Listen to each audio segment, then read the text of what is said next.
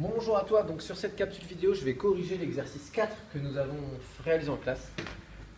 Alors, pour bien comprendre cet exercice, au final, il faut savoir que tu as une liste d'adhésions qui est disponible. Donc sur le cours, je te montre où tu peux retrouver la liste d'adhésions.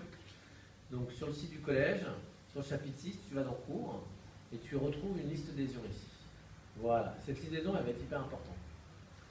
Donc,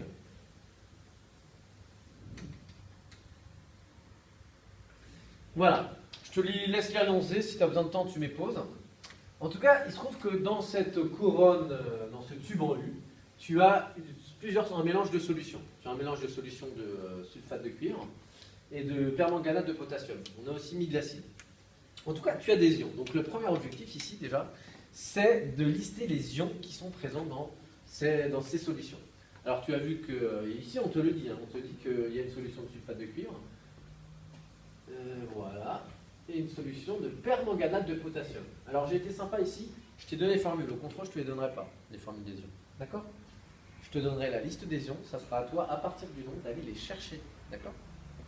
Voilà, donc on te donne les formules, donc c'est cadeau. Donc tu peux d'ores et déjà ici mettre les formules.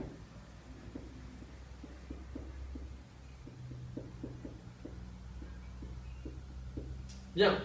Ensuite, la question qu'on te pose, c'est répondre à la problématique suivante. Pourquoi y a-t-il une couronne bleue qui apparaît d'un côté et violette de l'autre?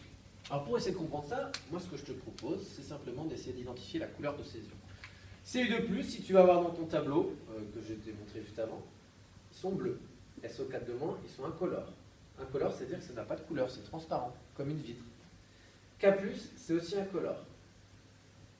MnO4-, c'est violet. Bon, en conclusion, tu as une couronne violette ici. Ça veut dire que les ions violets sont allés vers cette couronne-là. Donc les ions violets. Voilà, alors je vais le faire en rouge. Et de l'autre côté, tu as des ions, une couronne bleue. Si tu as une couronne bleue, c'est que tu as des ions bleus qui sont allés là-bas. Alors au final, pourquoi il y a des ions qui vont dans un sens ou dans un autre? En fait, ici, tu as un générateur, donc tu as forcément une borne plus ou une borne moins. On ne sait pas quelle est la borne positive, quelle est la borne négative, mais en tout cas, ce qui est sûr, c'est que tu as une borne plus, une borne moins. Et en fait, les ions Cu2+, qui sont bleus, se dirigent vers cette borne-là. Ils sont chargés positivement. Et il faut savoir une chose avec les ions, c'est que alors, que ce soit en excité ou en électrostatique, les charges plus se repoussent entre elles, les charges moins se repoussent entre elles, et des charges opposées, plus moins s'attirent et moins plus. En conclusion, des charges du même signe se repoussent et des charges opposées s'attirent. D'une autre manière, les ions positifs sont attirés par la borne négative du générateur. Donc Cu2+, ici, qui va vers la couronne bleue, est donc attiré vers la borne négative du générateur, puisque c'est un ion positif. Donc ici, c'est bien la borne négative, on retrouve bien la couleur noire du générateur, de la borne négative.